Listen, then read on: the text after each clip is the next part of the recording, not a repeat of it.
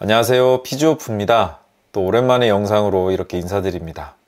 네, 오늘은요 사이아티카 그리고 사이아틱 페인 이렇게 구별을 했을 때 좀 얻을 수 있는 이점에 대해서 좀 설명드리고자 또 좋은 거기에 부합되는 케이스를 하나 소개해 드리려고 영상을 준비했습니다.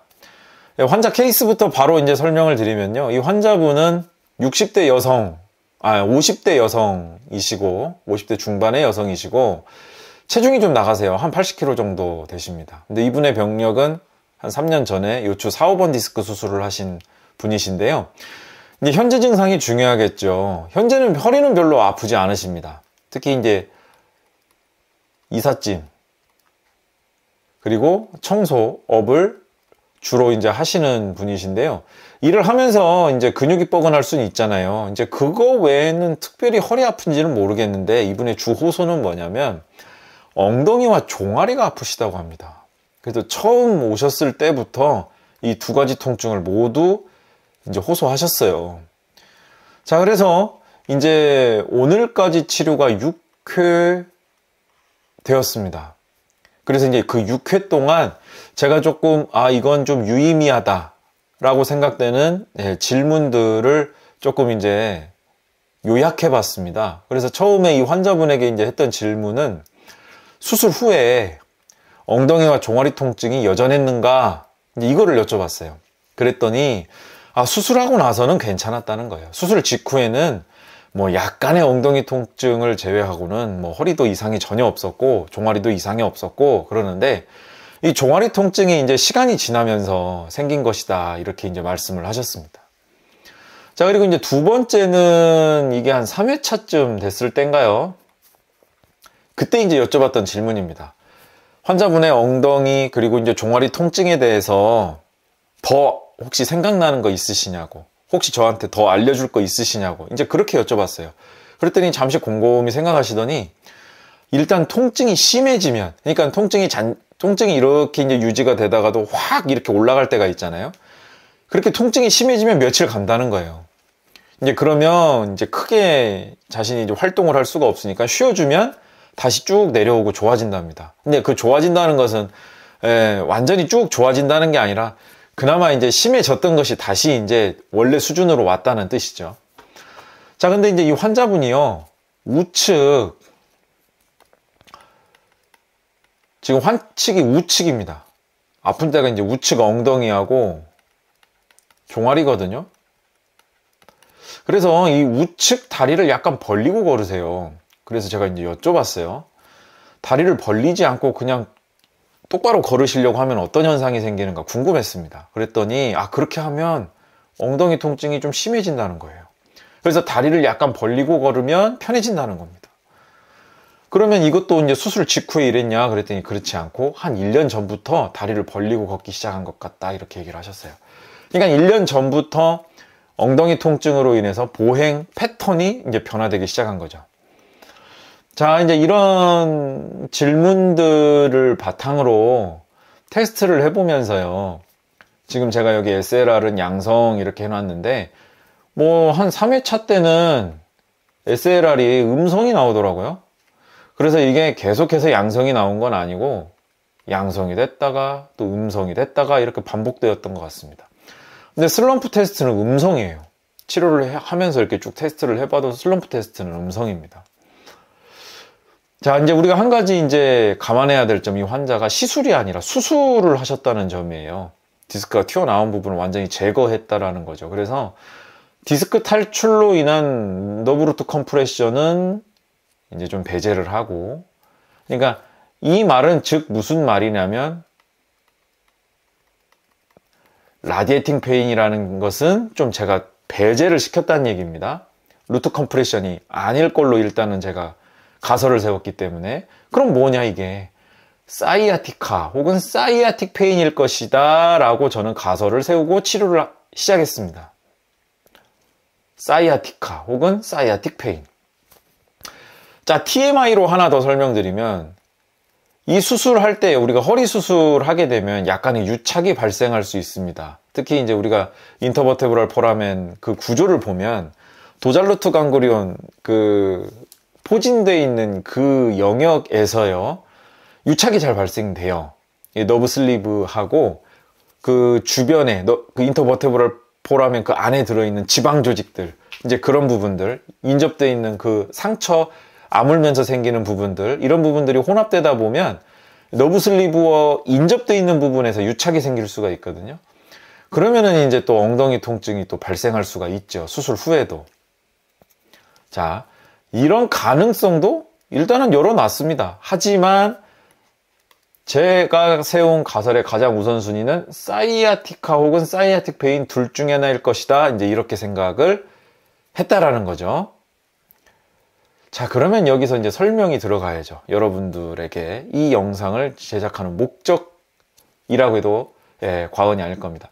그러면 사이아티카는 뭐고 사이아틱 페인은 뭐냐 이제 하는 건데, 여기 사진에 보시는 것처럼요, 우리가 좌골신경이라고 부르는 사이아틱 너브는 어떻게 이루어져 있냐면 L4, 5, 그 다음에 S1, 2, 3 이런 가닥들이 모여서 좌골신경으로 통합되는 거잖아요. 그래서 좌골신경이라는 말초신경으로 만들어지는 거잖아요. 그러니까 이제 결론적으로 말하면 사이아티카라는 거는 뭐냐면 이 사이아틱 너브 영역, 엉덩이 부분의 영역에만 국한된 개념이 아니라 구조상 요추 4번 신경근부터 천추 3번 신경근 이 다발이 모여져서 만들어진 구조라는 점을 우리가 생각하면서, 사이아티카는 이 상위 너브루틀에 관련된 증상들까지도 포함된 개념이라는 것을 꼭 기억해 주시기 바랍니다.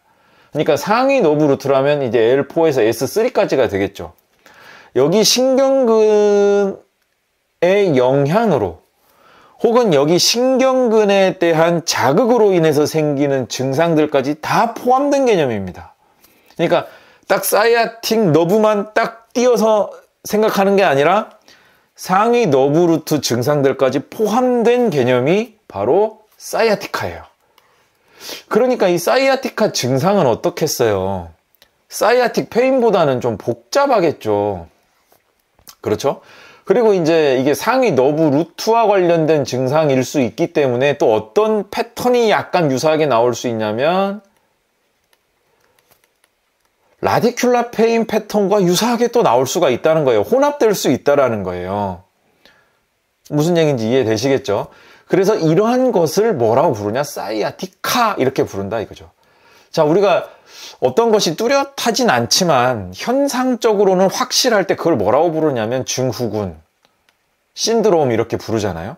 그러니까 사이아티카도 비슷한 맥락이라고 보시면 되겠습니다. 자, 그러면 이제 사이아틱 페인은 뭐냐라는 거예요. 사이아틱 페인은요, 자, 이렇게 이제 신경근들이 모여서 뭐를 이뤘냐면, 좌골신경, 용어로 사이아틱 너브가 형성이 되었습니다. 이 신경이 압박된 거예요. 이 신경이 압박된 거고, 이제 이 신경이 압박된 상태가 오래 지속이 되면 무엇이 생길까요? 감각 이상이 생기겠죠. 감각 이상이 생길 수 있단 말이에요. 그러면 그로 인해서 생긴 신경 압박으로 인해서 생긴 뉴로패시, 신경병증이라고 부르는 현상이 나타나기 시작합니다. 그러니까 이거는 너브루트하고는 관계가 없죠. 그죠? 그리고 이제 사이아틱 너브 컴프레션이면은 사이아틱 너브를 컴프레션 할 수 있는 구조는 뭐가 있을까요? 대표적으로 근육이 있겠죠. 그래서 근육 사이에서 이제 눌리는 현상, 이런 부분들이 이제 뉴로패시, 오래되면 이렇게 갈 수 있다라는 거고, 자, 사이아틱 페인은 그래서 허리 움직이면은 크게 반응하질 않아요. 따지자면 다리 움직임에 더 반응합니다. 이걸 꼭 염두에 두시고, 그래서 사이아틱 페인 증상이 나타나는 분들의 종아리 근육을 살펴보면 이 종아리 심부 근육이 과긴장되어 있는 경우가 많고 되게 아파하세요. 그러면 그걸 그냥 넘어가서는 안 됩니다. 그래서 사이아틱 페인 치료에 무조건 포함되어야 될 게 뭐냐면 종아리 심부 근육을 풀어주는 게 상당히 중요해요. 종아리 심부 근육을 풀어줌으로써 사이아틱 페인 치료 성공 확률을 높일 수가 있습니다. 이거는 여러분들 꼭 참고하시고, 진짜 저는 강추드리고 싶어요. 자, 그래서 이런 과긴장된 상태 심부 종아리 근육 풀어주게 되면 어떤 현상이 생길까요? 사이아틱 너브도 슬라이딩이 생기잖아요. 우리가 다리를 올리거나 혹은 무릎을 구부리거나 아니면 다리를 뒤로 보내거나 할 때 우리 너브도 근육 사이에서 움직임이 있죠. 슬라이딩이라는 개념으로. 근데 심부 종아리 근육도 이제 꽉 눌리게 되면 어때요? 그런 슬라이딩 움직임이 둔화되기 시작하잖아요. 그런데 엉덩이도 눌리고 종아리도 눌리고 하면 어떻게 될까요? 혹은 엉덩이는 괜찮은데 종아리 근육이 많이 눌려 있다면 어떻게 될까요? 예. 역시 이제 사이아틱 너브와 관련된 그 주행으로 가는 말초신경들이 눌리면 어떻게 될까요? 예, 자극을 받을 수 있겠죠. 그래서 심부 종아리 근육을 풀어주게 되면 증상이 호전되는 경우가 실제로 많이 있습니다. 자, 이제 다시 이제 본론 원점으로 돌아와서 이런 과긴장된 경우가 많다라는 거예요. 사이아틱 페인의 경우. 그리고 고관절이 불안정한 분들도 간혹 계시는데, 자, 그런 분들도 역시 종아리 심부 근육이 오버 액티베이션 되죠. 그래서 양반 다리가 잘 안 되는 분들 히스토리를 한번 잘 들어보세요. 그러면 그 히스토리 가운데 뭐가 있냐면 사이아틱 페인 증상이 있었던 시기가 있는 분들이 의외로 많이 있습니다. 그러니까 지금의 현상, 예를 들면 선생님 양반 다리가 안 돼요. 그러면 우리는 조인트 쪽으로만 생각하잖아요. 근데 히스토리를 쭉 들어가 보면 양반 다리가 안 되기 전 어떤 일들이 있었는가 우리가 살펴보면 사이아틱 페인이 나타나던 시기가 있었던 걸 의외로 많이 발견하게 됩니다. 그래서 연관성이 있다는 것도 좀 알아두시면 좋겠어요. 자, 이렇게 이제 사이아틱화와 사이아틱 페인 구분할 수 있는 간단한 개념에 대해서 좀 말씀을 드렸습니다. 그래서 저는 이 환자분을 6회까지 치료하면서 계속 룰 아웃 이제 해 나가면서요. 저는 사이아틱 페인으로 더 가깝다라는 생각을 하게 됐는데, 이제 아래와 같은 이유들 때문에 그래요. 먼저 이 환자분의 증상이 복합적이질 않아요. 복잡하지를 않아요. 그리고 어느 정도 뚜렷한 패턴을 갖고 있습니다. 다리 통증으로서, 레그 페인으로서 뚜렷한 어떤 패턴을 갖고 있기 때문에 사이아티카라는 개념보다는 사이아틱 페인에 가깝다는 것에 저는 더 초점을 맞췄고, 그 다음에 이제 두 번째도 조금 이제 재밌는 에피소드긴 한데, 이제 치료 과정 중에 한 3회차 정도 이제 치료를 했나요? 이 환자분이 경미한 교통사고가 있으셨어요. 경미한 교통사고가 있으셔가지고, 허리를 숙일 수도 없이 이제 심한 허리 통증이 이제 있으셨습니다. 그래서 이제 병원에 오셨어요. 도수치료 처방이 안 나왔습니다. 그때는. 왜냐면 심한 통증이 있었는데, 일단 병원장님이 주사치료로 이 환자분 심한 백페인을 케어를 하셨어요. 그래서 이제 3일 정도 되었을 때, 3일 후 정도 되었을 때 환자분이 조금 이제 허리를 숙이면서 걸을 수 있을 정도가 되자 다시 도수치료 처방이 나왔습니다. 그래서 이제 4회차, 5회차, 6회차 이렇게 계속 진행할 수 있었고요. 그래서 이제 제가 가설을 세우고 치료하는 그 부분과 이 환자의 심한 백페인은 관련성은 그렇게 밀접하지는 않았어요. 치료하는 그 연결에 있어서. 근데 이제 이 환자의 특징 하나가 뭐냐면, 사실 허리를 숙일 수도 없을 정도의 통증이면 허리가 예민해질 거 아니에요. 근데 이제 그때 여쭤봤죠. 그랬더니 엉덩이 통증하고 종아리 통증은 그러면 좀 약해졌어요? 그랬더니 아니 변화가 없어. 약간 짜증 섞인 소리로 이렇게 이제 하셨습니다. 실제로 허리가 아팠음에도 불구하고 엉덩이하고 종아리까지 통증도 변화가 없으니까 환자분이 엄청 이제 시달리는 그런 상황이 된 거죠. 그래서 특이한 거는, 야, 허리가 저렇게 아픈데 엉덩이하고 종아리도 그대로라고? 야, 그러면 사이아티카보다는 더 사이아틱 페인에 가깝겠는데? 저는 이제 그때 이렇게 생각을 한 거예요. 자, 도수 치료가 매회 이제 이루어지면서 저는 심부 종아리 근육 치료를 꼭 포함시켰고요. 자, 엉덩이와 종아리 통증은 점점 줄어들기 시작했습니다. 예, 그런 약간의 에피소드가 있었음에도, 교통사고로 인한 에피소드가 있었음에도 불구하고, 예, 변칙적이었던 게 아니라 그래도 조금씩 서서히 종아리와 엉덩이 통증이 줄어들어서 처음이 100이었다면 지금 한 40 정도로 떨어졌어요. 예, 그래서 종아리는 편해졌고 지금 엉덩이 통증만 거의 느껴지시고요. 더 좀 긍정적인 건 스스로 어디가 아픈지 손가락으로 이렇게 가리키실 수 있을 정도까지 영역이 좁아졌습니다. 자, 이제 방금 말씀드린 것처럼 이런 과정들을 겪으면서 사이아틱 페인에 더 가깝다는 생각을 더 하게 됐어요. 하지만 여기서 중요한 건 방심하면 안 되죠. 네, 뭔가 확신에 찰 때가 가장 환자 치료에서는 가장 위험한 때입니다. 치료사분들이 가장 조심해야 되는 게, 아, 그래, 내 가설이 맞아. 이렇게 치료하면 돼. 라고 이제 거기에 강한 확신을 갖고, 일종의 이제 어깨가 뿜뿜하고 이제 이렇게 될 때가 가장 위험한 때예요. 그래서 저도 지금 일단 사이아틱 페인에 가깝게 생각은 되지만 계속 이 룰 아웃에 실수가 없도록 조심하고 있습니다.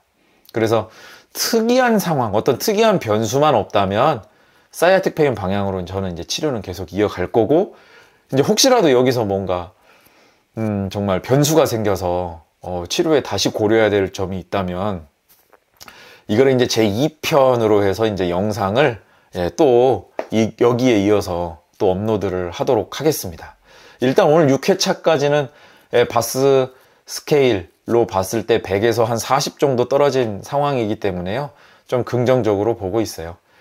네, 오늘 이 영상을 통해서 가장 요점, 핵심은 뭐였습니까? 사이아티카와 사이아틱 페인에 대해서 기본적으로 조금 우리가 개념은 조금 구분하고 알고 있자라는 거였습니다. 이렇게 구분하고 있다면 섞여 있는 가운데서도 우리가 계속 룰아웃 하면서 거기서 본질적인 사인을 끄집어낼 수가 있거든요. 그래서 우리가 계속해서요, 환자분하고 대화 나누고 또 소통하고 하면서 환자분의 계속해서 정년되지 않은 심텀을 많이 우리에게 줄 거예요. 그 심텀에서 우리가 필터링 할 수 있는 개념은 뭐냐면 사이아티카, 사이아틱 페인, 그리고 아까 오늘 뉴로패시 말씀드렸죠. 거기에 여러분들 또 공부하실 게 뭐냐면 제가 이제 허리 강의에서 이 부분을 싹 정리해서 말씀을 드리지만 라디큘러 페인, 또 라디큘러 패시, 이런 개념들이 다 필터에 해당되는 개념들이거든요. 이런 필터를 우리가 갖고 있어야 환자분은 정년되지 않은, 그러니까 여과되지 않은 심텀을 우리에게 줄 때 우리가 이런 필터를 가지고 정년된, 여과된 사인을 끄집어내서 우리가 그거를 단서로 가설을 세울 수가 있는 거죠. 그래서 오늘 여러분들에게 사이아티카, 사이아틱 페인에 대해서 좀 간략하게 말씀을 드렸습니다. 여러분들의 치료에 좀 이 영상이 도움이 되시기를 바라면서요. 끝까지 시청해주신 모든 분들 감사드립니다.